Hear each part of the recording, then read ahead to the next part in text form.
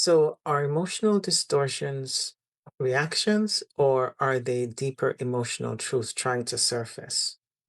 Are your emotions rooted in truth or are they distorted echoes from old wounds? So, this video is about emotional distortions versus emotional truths and how to know the difference by opening ourselves up to our emotional intelligence. Shadow work is the key to reclaiming our inner guidance, and I'll explain why that is in this video. Welcome to Starwell Astrology. My name is Shari, and I'm a Western tropical astrologer with a very special interest in shadow work. I also explore topics such as esoteric mysticism and astrotheology, as well as inner alchemy. If you have not subscribed already, I would appreciate it if you did subscribe. And if you like this video, also don't forget to hit the like button. It does help my channel to grow. I'd like to add a brief disclaimer for this video. This practice of shadow work is not a substitute for professional mental health support. So if you are in an acute crisis or currently under psychiatric care, please consult a licensed therapist. This work is best done when you feel emotionally safe and grounded. So please keep that in mind as you watch this video. So, what are emotional distortions versus emotional truth? Sometimes it's hard to discern the difference. So, let's first define what emotional distortions are. Emotional distortions are reactions that are rooted in old trauma, unmet needs, and also false core beliefs. They tend to be more dramatic and unstable, and they tend to have a story around the feeling that tends to repeat itself in a loop. Emotional truths are defined as a more grounded feeling. There's resonance with what you're feeling, and it also reveals something much deeper inside of you, and it's not a reactive feeling. It's not dramatic, and what you feel simply feels true. This may surface slowly, and it happens through the process of being still and receiving insights from your higher self. And in order to do this, we need to access our emotional intelligence. But I'll get into that at the end of the video. The best way to discern the difference between emotional distortions and emotional truth is through the practice of self-witnessing. Set the intention to notice your own reactions. Notice what you're feeling. Notice the story around what you're feeling. And then avoid trying to manage or fix the feeling, but allow the deeper roots of that memory to surface and to reveal itself. And also then trust the insights that should arise from your higher self and not your mental logic. So that's the entire process of self-witnessing. Self-witnessing is a practice that will slowly give you deeper answers the more you're able to stay present to yourself. So if you're witnessing yourself, you can see the emotional loop repeating itself over and over, such as anger at a partner or feeling unappreciated or the belief of scarcity. I must work harder. I must save every dollar. These are stories that tend to repeat in our mind over and over again without us even realizing because they're so automatic.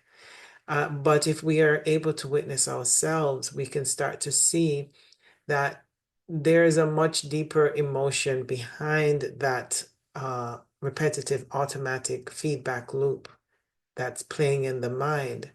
And if you're able to stay present and aware enough, you can access your core wounds. And core wounds are usually linked to some kind of childhood memory that is buried so deep, oftentimes forgotten, sometimes not really forgotten, but it's still distorted in your current life experience. So it's important that we don't get the answer for what we've witnessed in ourselves as far as what we feel emotionally from our logical mind.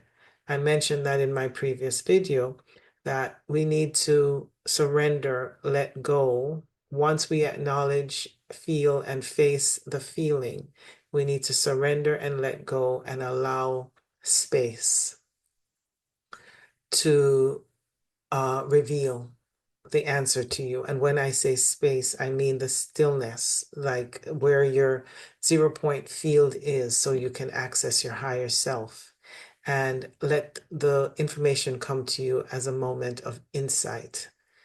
If you try to get the answer from your logical, linear mind of reason, it's going to give you the same story it has given you your entire life. And that's fine if you just want the surface answer. But if you want to do really deep shadow work that connects you to who you are at a soul level, I am recommending that you try this. This is the only way to get to fresh, true insights of what our core wounds are. So let's revisit the topic of emotional distortions. Emotional distortions are not really the emotions themselves.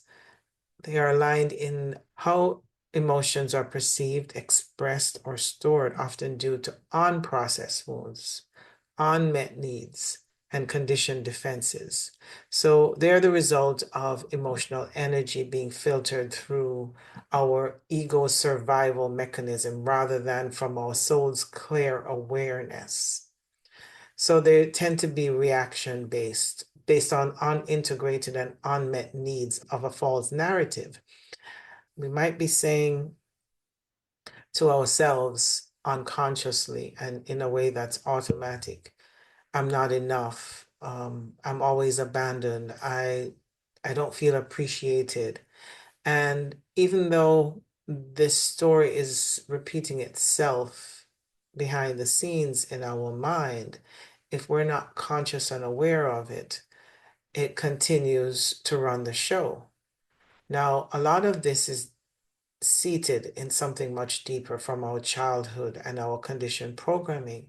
And this is often coming from unstable, charged energy that's rooted in distortions, information that is not necessarily true, or experiences that are not necessarily true, but they have left this wound deep inside of us that is unprocessed. So emotional distortions operate at a surface level.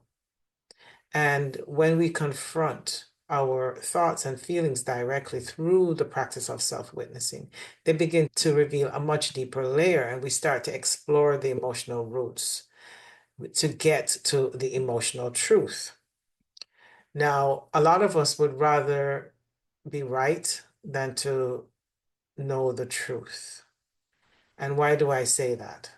Because to be right, we get to stay stuck in the story based on that surface experience that has brought about the feeling that you're identified with. But if you want the emotional truth, when you see the story that's connecting you to the feeling, if you're able to make space and allow the higher self to give you the deeper truth, the emotional truth, then you are really getting to the root of that emotion.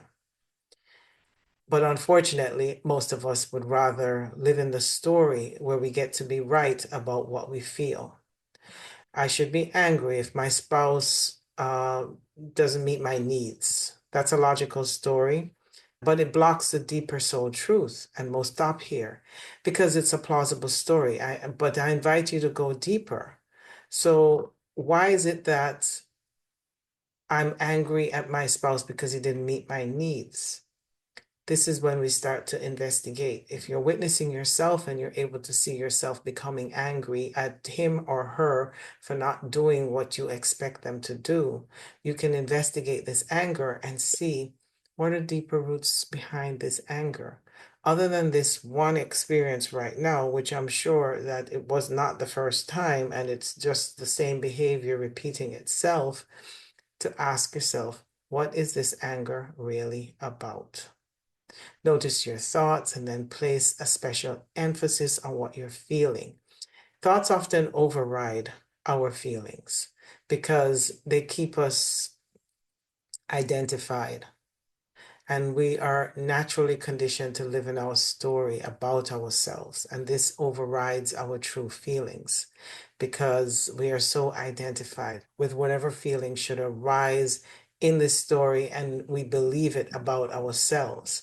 But in truth, our personal narratives provide limited answers.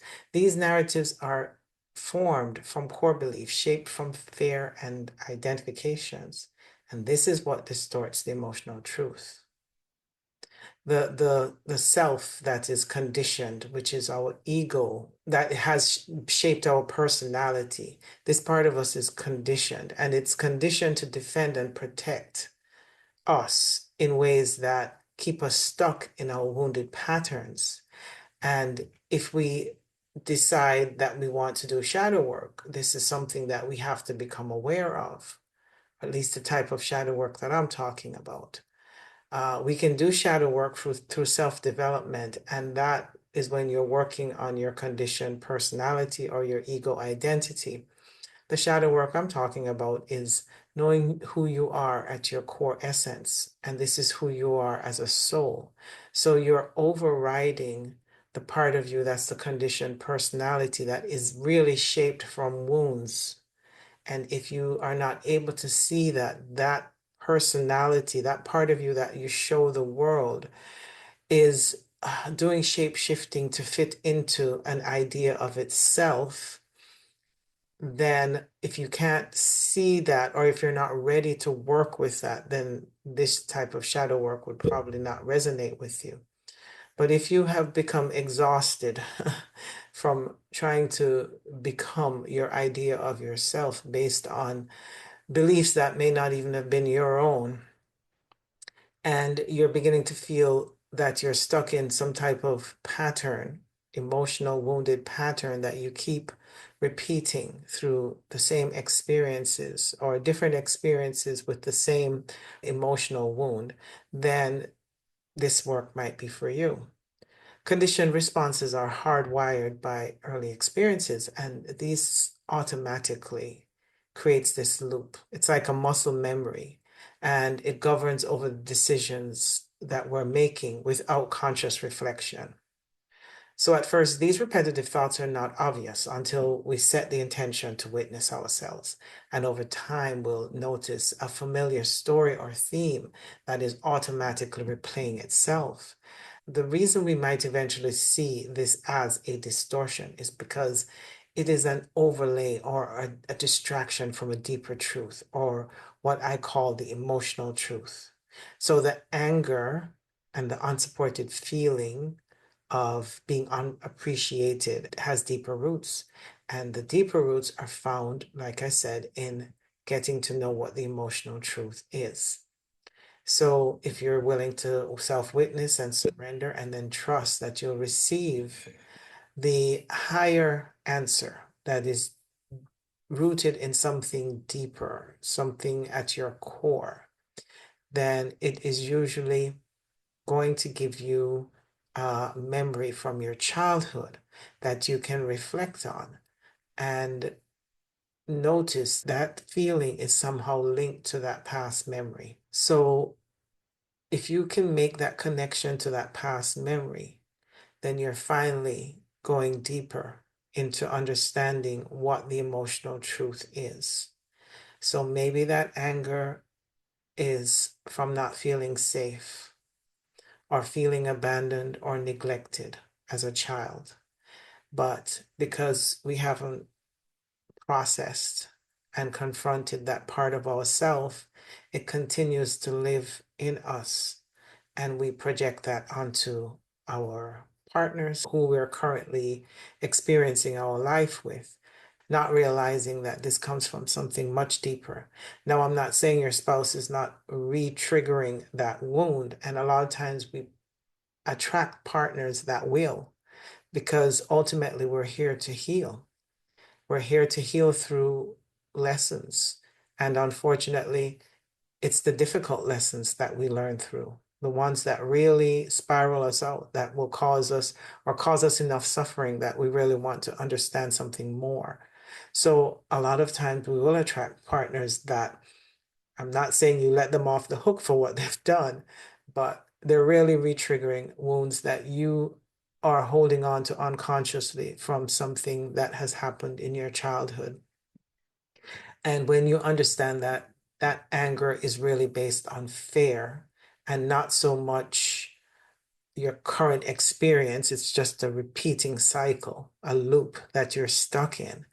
That's when you're really understanding your emotional truth.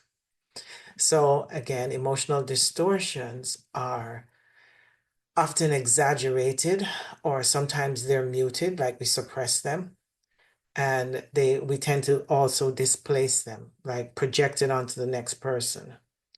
And they have an energetic charge where they need to repeat themselves through a loop.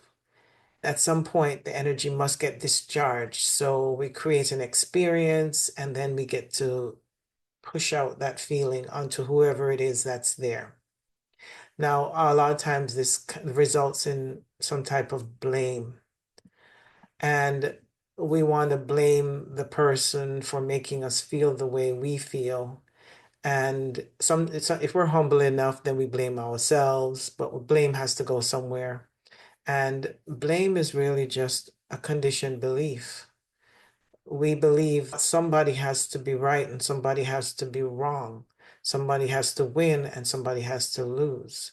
So blame is an idea. And if we can let go of the idea of blame, then we can finally start to move through the feeling, because that's when we can confront what we feel. The anger is yours. The person that caused you the anger might not even be angry. You are the one holding the anger. So if you want to really work on healing your anger, blaming another doesn't help. It's pointless, really. So if you can take accountability for that feeling, whatever that might be, anger, guilt, shame, whatever, feeling unworthy, unappreciated, doesn't matter. You can take accountability for it. That's when you can start to work with it. If you still believe it belongs to the other person, I'm angry at the other person, then you're not owning it enough to alchemize it. So to resist our emotions is to either redirect it, and the other thing we can do is to compress it, suppress it, distort it, like use it to control something or withdraw or express it through some type of addiction or people pleasing. There are 100 ways to do this. And we're experts at this because we've done this our whole lives. So being aware and present and witnessing this in ourselves opens the door for the first time to seeing something very different in ourselves than we may have seen before. And I've always said that this work is not for the faint-hearted, it's for the open-hearted. And the reason I say this is because you really have to get to the point where you open your heart. And you can't, I should say that you can't really open your heart by just willing it open. It happens by doing this work. As you alchemize your deeper wounds, your heart begins to open. That's where the unconditional love and the compassion comes from, and peace with all that is comes from. But until we actually do the work to heal, it is not even possible. It can be an idea, but it won't be a lived experience. So emotional truths versus emotional distortions is something that we must become aware of. An emotional truth is, I feel grief because I lost something meaningful. An emotional distortion will be, this grief proves I'm broken and it will never end. An emotional truth would be, I feel angry because a boundary was crossed. An emotional truth is I'm angry all the time and people always take advantage of me. An emotional truth is I feel fear because something feels unsafe. An emotional distortion is this fear means I'm weak and I should push it down.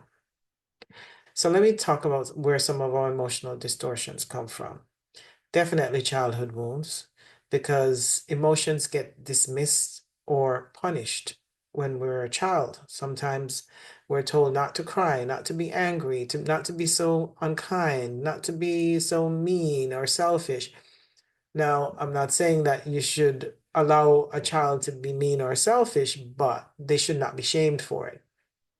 A feeling is a feeling, and there's no wrong way to feel. But another way our emotions get distorted is through social conditioning. We're taught to appear fine. So, in the example I just gave of a child not feeling like they want to be generous and being shamed for it, they're told to pretend that they want to share, even if they don't. So, from very early, we're taught that we need to put on that pleasant side and show the world that side and suppress the not so pleasant side of us because nobody wants to deal with it. Another way that our emotional wounds get distorted is through karmic patterns. They're unresolved emotional wounds passed down from lifetimes. A big one is slavery, and that brings in scarcity and many other things, as well as trauma from wars where there's this ingrained fear and guilt that's been passed down through generations, even grief. And the thing is that, this is my opinion, is that even though you may have received some sort of karma or wounding from your ancestry or even collectively, we are given experiences, or we will recreate experiences for ourselves that will give us a chance to heal them. I don't believe they continue to stay unexpressed in us in a suppressed way that we can't get to it. I do believe that if you're witnessing yourself enough, even if they're buried very deep, they do bubble to the surface to give you a chance to heal them, and they bubble to the surface through you creating experiences or attracting experiences to yourself that will allow you to work on healing them. Because I do believe that we're given a chance to heal all karma. Another way that our emotions get distorted is through survival strategy. So we have to adapt to protect and also to suppress what we feel in order to survive. So there are many ways to distort what we're feeling, so much so that we don't even know what feels true for us. And this is the role of shadow work. It really helps us to separate the emotional truth from the distortion. We start to learn to witness without judging, and we can feel our emotions without being consumed in its story, which is a big hook for us. We believe our story, even if it is painful, we hold on to it for dear life as though it is what must define us. And if we're doing enough shadow work and self-witnessing, we'll see that a story cannot define who you are as a soul. It may define who you are as a personality, and you are identified with that idea of who you are as a personality. And so you get consumed by that story. But if you are really going in deep enough to access who you are as a soul, you realize that the soul doesn't need a story. You exist even if there's no story. And this is when alchemy is beginning to happen, because you're releasing enough of those wounded feelings that is covering and suppressing the truest part of yourself. And this is also why I suggest that you allow the answer to come from your higher self and not from your linear programmed mind, because a program can only repeat itself. It's programmed. So it's going to be on automatic replay and it will only give you the same answer over and over again. If you want to break the loop, it has to come from something higher, something that's not in that cycle. And the only way to get something that's not a part of that cycle, automatic feedback loop, is to break it by going to a higher divine answer. And we all have access to that. We just have to ask. One of my favorite quotes from Carl Jung says, "Until you make the unconscious conscious, it will direct your life and you will call it fate." When we witness our emotional roots, fate will begin to shift. This is how we can change the trajectory of our lives. But until we do this, we're stuck in the same pattern. Once we've moved through all the distortions, all the noise in our mind that's keeping us in that limited feedback loop, that cycle that repeats itself, if we're able to make enough space for truth to come through, what we'll find is that a lot of what we're feeling is at the very, very foundation, the lowest possible frequency vibration that we can access while alive. And these four are fear, shame, guilt, and grief. Some say anger, but I feel like anger is more linked to fear, but it doesn't matter. Let's work with these four. That's plenty. Almost everything is linked back to them. So, what is your core wound of guilt? Your core wound of guilt is about a specific act of wrongdoing. It's a felt belief that you've done something wrong by simply existing. I feel guilty for expressing myself, by needing too much, by failing to save someone, or by breaking invisible rules to follow my truth. It's not the healthy kind of guilt that comes from your conscience or integrity. It's a core wound guilt that is often irrational and it's inherited, sometimes even karmic or programmed. And it becomes a block to self-love, joy, and embodiment. And we even have survivor's guilt, feeling bad for succeeding and healing and thriving when others are still suffering. Or who am I when I feel happy and when my mother is depressed? Or shouldn't I leave this toxic relationship? But they need me. So guilt can keep you stuck. And there can be many overlays to this guilt that distorts this true feeling of guilt. So guilt would be the emotional truth, and the story on top that keeps you in the loop that you believe about yourself will be the distortion. So grief also. Grief doesn't have to be about death or loss in the traditional sense. It is often oriented around unmet emotional needs of abandonment, betrayal, or feeling unloved, or separation from love, or neglect.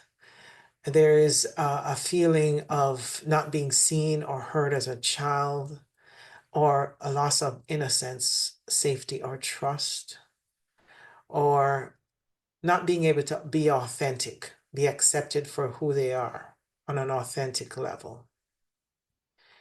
There could even be a karmic remembrance of having lost a loved one or betrayed by one's own truth. So grief becomes a core belief when it's left unprocessed. It gets hardened into shame, guilt, depression, or disconnection from the heart. None of these core wounds have a specific way in which they behave. They can get distorted in so many ways. And this grief can lead to emotional numbing or a flatness where the body remembers pain but shuts it down. And there may even be like this hyper independence or isolation for a way to protect themselves from the future. So there's always a defensiveness against what they're feeling or what you're feeling. Or there could be attachments to a wound. This is a big one. I've seen a lot of people with this when they feel grief. they're very identified with the feeling and feel that if they let go of that feeling, they're either lost or that something is wrong or that now it leads to guilt. Another core wound that is a lot of times at the root of our wounding is shame. And shame is one of the deepest core wounds for the human soul. And while guilt might say I did something wrong, shame says I am something wrong.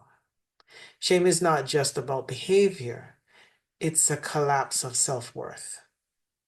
It creates a fragmented identity, one where parts of you are disowned, hidden, or buried because they were once judged, punished, or rejected. And core wounds of shame can tell us that we're not enough, or that we're too much, or that we're unlovable, or if they saw the real me, they'd leave. So, shame is a distortion that can separate you from your divinity, your authenticity, and from your belonging. There are many ways to be shamed. Childhood invalidation, stop crying, or what's wrong with you. There's also religious shaming. You're impure, you're bad energy, or you're a sinner. And then there's cultural and ancestral shaming, shaming around race and gender and sexuality, as well as what we feel, our emotions, and our own sensitivities. There's also sexual shame from a traumatic experience, a deep sense of feeling tainted or unworthy. Or there can be emotional neglect or abuse where we internalize what we need as a burden. So shame is very, very deep. There's also another deep wound, at least for me personally, and that's fear. Fear is one of the primary energetic imprints that fractures the soul and contracts the heart. And this is so important because many of us, we can't get to our emotional intelligence, which is what I'll talk about next, because our heart is so closed, hardened, fragmented, wounded. And fear is not just a passing emotion, it becomes an underlying filter through which we perceive our reality, often unconsciously. It first veils the heart. Where shame says I am wrong and guilt says I did wrong, fear says I'm not safe to be me. So some of the origin of our fear could come from childhood trauma or threats. If we don't feel loved, or if love is based on some kind of condition, if our home feels unstable or unsafe, our nervous system literally gets encoded with this fear to survive. And this is very difficult because when it's in your nervous system, even if you're doing the work actively to heal, the nervous system can still hold this energy for a long time. So when fear gets stuck in us, it can cause us to feel that we are unloved, we're unprotected, we feel left behind. There's also the unprocessed ancestral trauma, generational trauma of fear that's passed down in our DNA from war, from slavery, from persecution, from losses. Also, religious cultural indoctrinations have caused fear of punishment, judgment, hell, exile. Then also there is collective unconscious fear, fear of death, fear of the unknown, fear of the body, fear of the soul's power. So I'm talking about doing shadow work to heal at a soul level, and even that will cause fear. A lot of people don't do shadow work because of this fear. It is a huge block. Most people, even if they listen to this video and resonate with everything that I'm saying, that fear alone will be enough to derail you from ever moving forward. And we can say we're courageous, but when it comes to our emotions and what protects us as a personality and identity, which is really still an idea, fear runs the show. it will cause you to feel anxious. There's a desire to be hyper vigilant. We have panic attacks from fear alone, overthinking, over trying, trying to figure it all out ahead of time so that we are in control of our future. There's also avoidance of intimacy. Even if we're in a relationship, we can't commit fully because there's fear, fear that we don't trust. There's fear of visibility, even fear of being in a leadership position, that we can't live up or measure to that position. There's fear of loss, fear of failure, fear of rejection, fear of abandonment. We don't even trust ourselves. We don't trust others. We don't trust life itself. There's a hesitation to feel. There is fear of emotions, which I was just talking about, or that it will overwhelm us or destroy us. And this blocks people from shadow work like nothing else. Even though it's an idea that we believe, it will stop you in your tracks. And then clinging to control or rigid routines for safety is also another way that fear controls our life in ways that most of us are not even aware of. As a matter of fact, before we even know it's fear, we're blocked. That's how fear works. You don't even get to see that it's fear. You call it something else, but you don't call it fear. And because you can't even see that it's fear, that's stopping you from going any further. Then you stop and you don't even know why.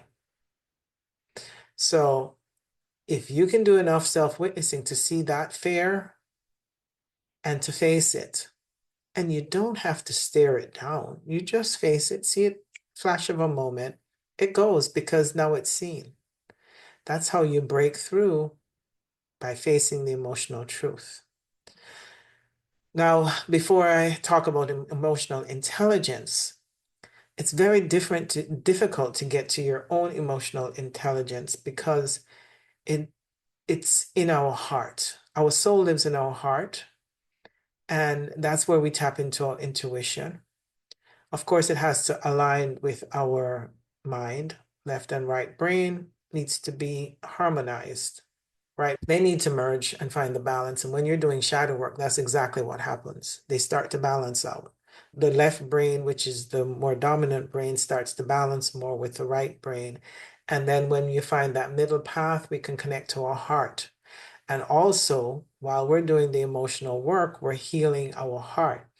The heart has been holding stagnant energy forever. So a lot of times it's frozen or closed or numb. So we're not fully feeling our feelings. We can't because we've been told not to. And we're living in our distortion, so we don't even know what our emotional truth is in the first place.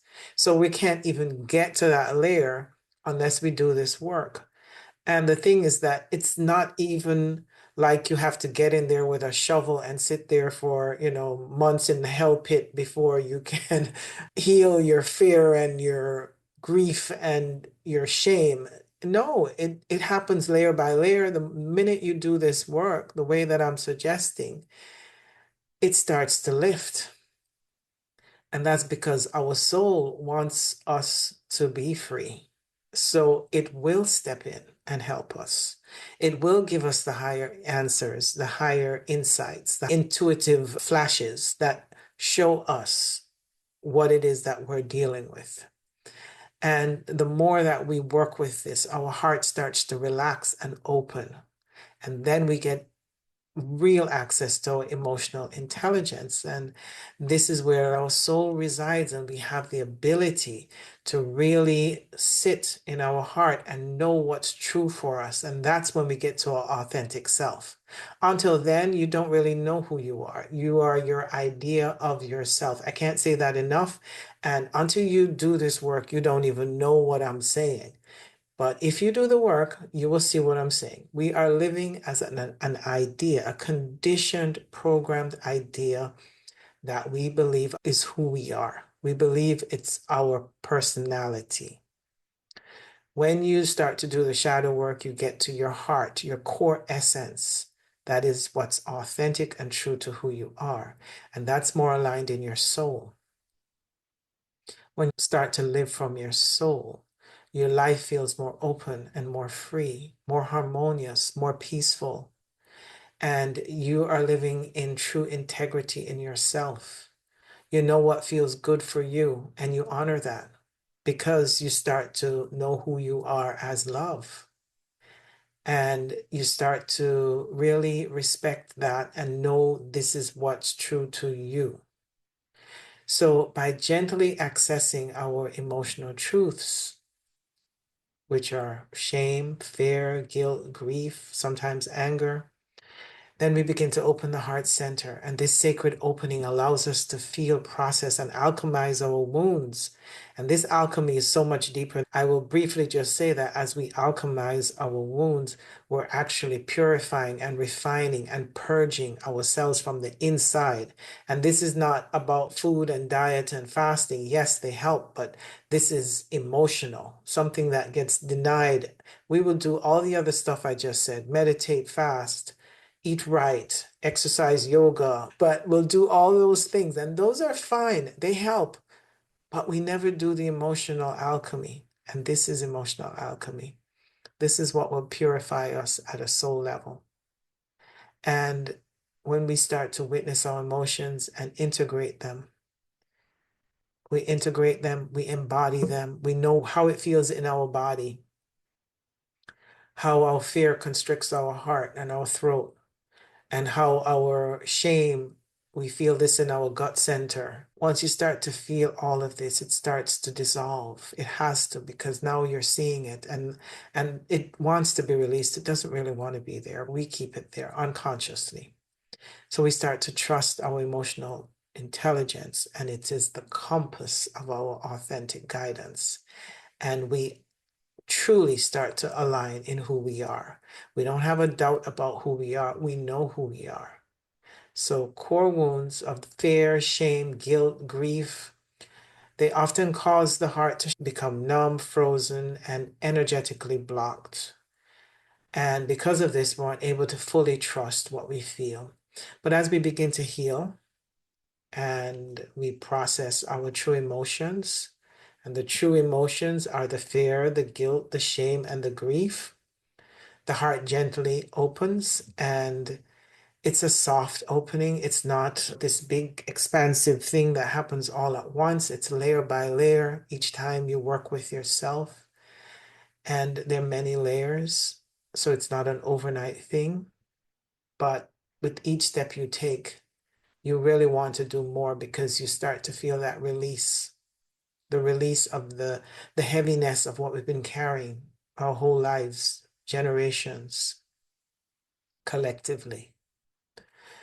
And when the heart opens, we can finally feel our emotional intelligence and we can trust it because it's the soul's compass and it guides us in our higher choices that comes from truth rather than trauma.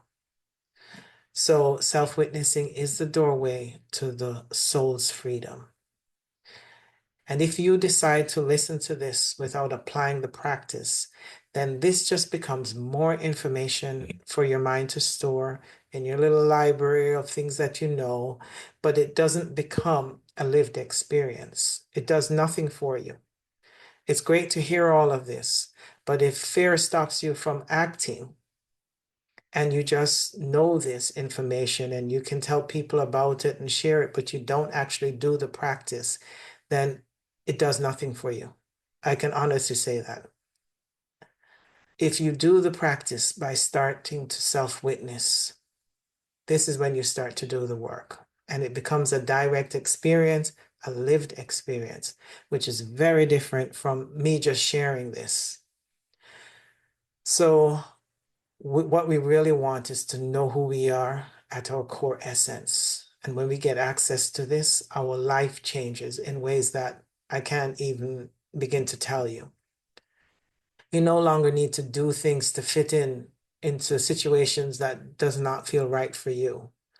And you really know who you are and what's right for you and what's better than that.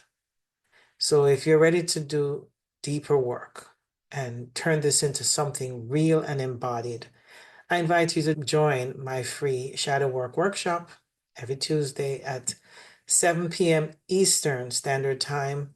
And if you want to know how to join, just send an email to starwellastro@gmail.com and I will tell you how to join.